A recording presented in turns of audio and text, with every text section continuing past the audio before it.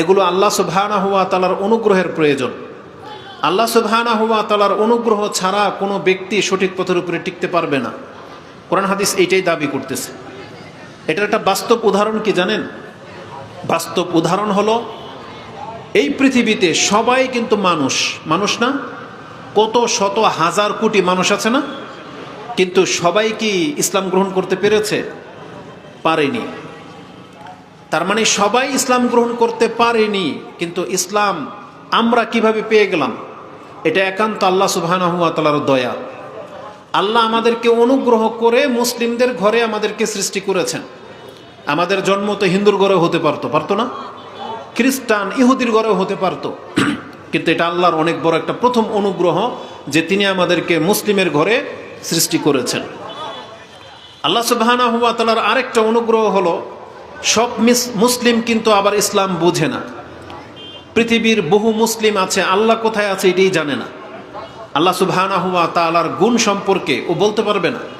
কোরআন পড়তে শিখে নাই, এরকম হাজার লাখো মুসলিম আছে যারা কোরআন পড়তে শিখে নাই, ধর্ম জানে না। তার মানে যারা কোরআন পড়তে জানেন, যারা 5 ওয়াক্ত সালাত আদায় করতেছেন, আপনার উপরে আল্লাহ আরেকটা এহসান করেছেন।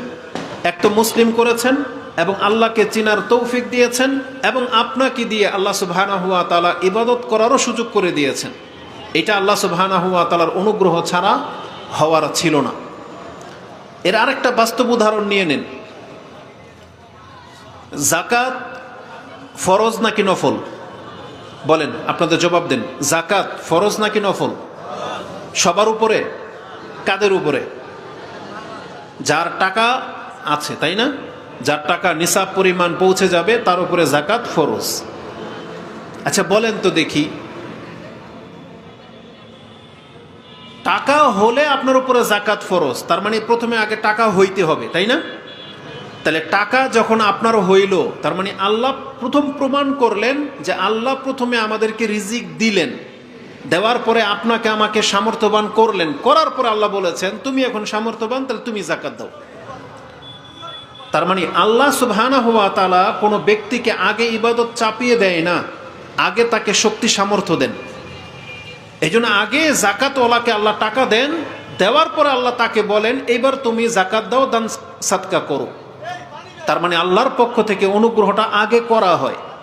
যেমন রমজান মাস আসতেছে, সিয়াম প্রত্যেকের উপরে ফরজ হবে যারা সাবালক হয়ে গেছেন, কিন্তু যারা অসুস্থ তাদেরকে আল্লাহ বলেছেন তুমি সুস্থ হলে পরে তুমি সিয়াম কাজা করে নিও।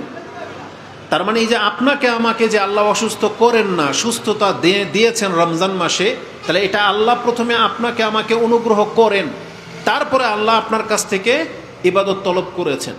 তার মানে আমি আপনাকে বোঝাতে চেয়েছি সামর্থ্যটা প্রথম আল্লাহর পক্ষ থেকে করা হয়। যেমন 10 বছরের বাচ্চা, তার নিচে তাদের উপরে নামাজ ফরজ হয় না, তার মানে আল্লাহ ওকে আগে বড় করে 10 বছর যখন হয়ে যায় তখন ওর উপরে সালাত ফরজ। এইভাবে বিভিন্ন অ্যাঙ্গেল দিয়ে যদি আমি আপনাকে বুঝাই, তাহলে আমি আপনাকে এটা প্রমাণ করতে চাচ্ছি আগে আল্লাহ তৌফিক দেন, তারপরে আপনি ইবাদত করতে সক্ষম হন। যেমন আজকে আপনাকে আল্লাহ সুবহানাহু ওয়া তাআলা এতটা তৌফিক দিয়েছেন যে আজকে আপনার হয়তো তেমন কোনো ব্যস্ততা নাই, যে এখন যদি আপনি কর্ম না করেন তাহলে আপনার ঘরে না খেয়ে থাকবে, এমন কি কোনো পরিস্থিতি? যদি এমন পরিস্থিতি হতো তাহলে আপনি এখানে বসতে পারতেন না, কারণ আপনার একটা টেনশন থাকতো, চিন্তা থাকতো যে আমার আজকে ইনকাম না করলে আমার ঘরে কেউ খেতে পারবে না। এমন বহু সামর্থ্যবান আছে যাদের কোনো ঘাটতি নাই, কিন্তু সে এই ধরনের মজলিসে আসতে পারেনি, কিন্তু আপনি কেন পারলেন? তার মানে আপনার অন্তরটাকে আল্লাহ সুবহানাহু ওয়া তাআলা সেই যোগ্য করেছেন যে আপনার মধ্যে সেই নমনীয়তা আছে বিদায় আপনি জুমার খুতবায় আগে যেতে পারেন, আপনি এই ধরনের মজলিসে বসতে পারেন। এই তৌফিকটা আল্লাহর পক্ষ থেকে আগে দেয়া হয়। যাদেরকে আল্লাহ দেয় না তারা এই কাজগুলো করতে পারে না। আর এই যে কথাগুলো আমি বললাম, আমি চাইলে আপনাকে কোরআন হাদিস থেকে দলিল দিতে পারি। সেটা কি জানেন? যারা আল্লাহর ইবাদত করেন, আপনি ভাববেন না যেটা আপনার কৃতিত্ব, বরং এটা আল্লাহর অনুগ্রহ। আর আল্লাহর যখন কারো প্রতি অনুগ্রহ করেন তখন আল্লাহ তাকে বলেন যে তুমি আলহামদুলিল্লাহ বলো। যেমন আমরা কিছু খেতে পেলে কি বলি?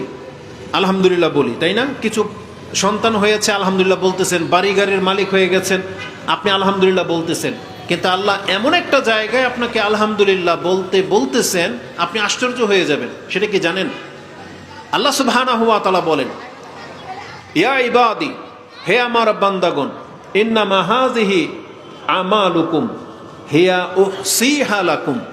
এই যে তোমরা যে ইবাদতগুলো করো, সালাত পড়তেছো, যাকাত দিচ্ছ, কতবার সুবহানাল্লাহ বললা, আলহামদুলিল্লাহ বললা, আল্লাহু আকবার বললা, এগুলো যে তোমরা ইবাদতগুলো করতে পারতেছো, রাস্তা থেকে একটা কষ্টদায়ক বস্তু তুলে ফেলে দিলেন, একজন মানুষ খারাপ কিছু করতেছে তাকে বাধা দিলেন, একটা মানুষকে ভালো ভদ্র একটা দাওয়াত দিলেন, নামাজের কথা বললেন, যা যেই ভালো কাজগুলো করতেছেন আল্লাহ বলতেছেন হিয়া উহসিহা লাকুম, এগুলো আমি তোমাদের জন্য লিখে রাখার ব্যবস্থা করেছি। কেন?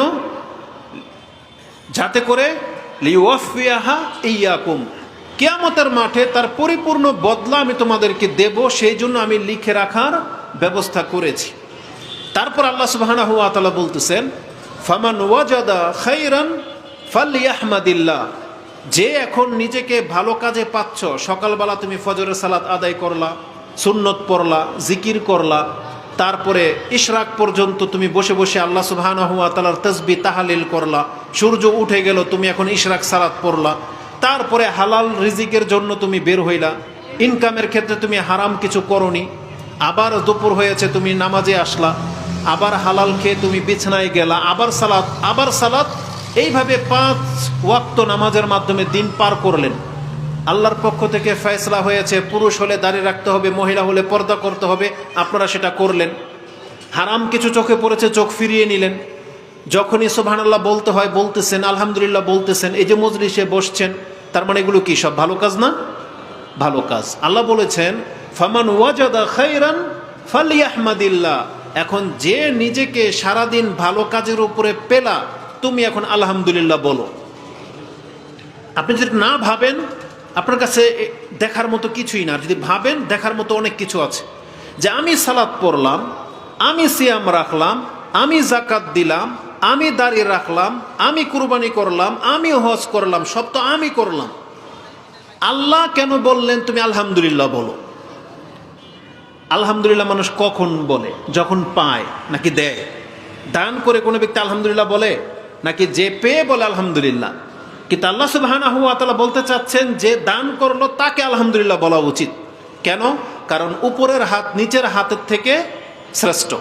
রাসূল বলেছেন উপরের হাত নিচের হাতের থেকে শ্রেষ্ঠ। তো যে আপনার কাছ থেকে নিল ও আলহামদুলিল্লাহ বলবে না, তো বলবেন তো আপনি, কারণ আপনার হাতটা তো উপরে, বুঝেন? কারণ আল্লাহ বলেছেন আপনার হাতটা শ্রেষ্ঠ। আরেক বর্ণনায় আসছে সবচেয়ে শ্রেষ্ঠ হাত আল্লাহর হাত, তারপরে হচ্ছে দাতার হাত, তারপরে হচ্ছে যে নেয়। তার মানে যাই নেয় তার হাতটা সবচেয়ে নিচে, কারণ আল্লাহর হাত হচ্ছে সবার উপরে। আল্লাহ উপর থেকে দেন, আপনাকে দিয়েছেন আপনার পকেটে, এখান থেকে নিয়ে আপনি দিলেন, তার মানে আল্লাহর পরেই আপনার হাতটাকে আল্লাহ মর্যাদাবান ঘোষণা করে দিয়েছেন। তাহলে আপনি যেহেতু দিলেন, তাহলে আপনাকে আলহামদুলিল্লাহ বলা উচিত ছিল যে আলহামদুলিল্লাহ আমি এই ভালো কাজটা করতে পারলাম।